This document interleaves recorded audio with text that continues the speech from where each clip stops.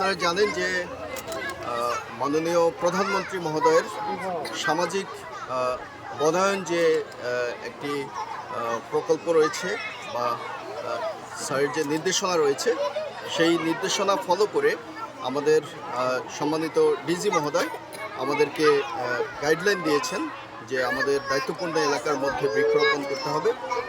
এটারই অংশ হিসেবে আমরা আমাদের দায়িত্বপূর্ণ এলাকায় প্রায় 63টি পাড়ায় এখন পর্যন্ত 28,900 গাছের চারা বিতরণ করেছি পাহাড়ি এবং বাঙালিদের মধ্যে।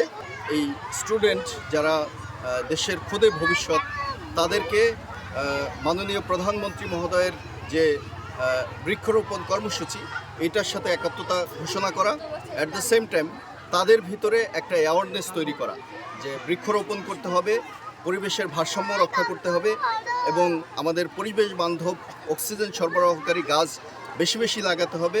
তো আমরা আশা করব আমরা বাঘাইছড়ি উপজেলায় এই বিভিন্ন এলাকায় পাড়াগুলোতে সামাজিক বনায়নের মাধ্যমে আমরা পরিবেশের ভারসাম্য রক্ষা করতে সবাই মিলে একত্রে কাজ করবো ইনশাআল্লাহ।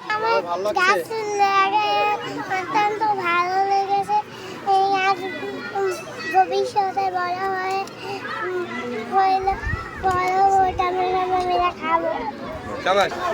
অক্সিজেন পাচ্ছি আমরা এই গাছ থেকে, আমাদের পরিবার এই গাছ লাগানোর মাধ্যমে।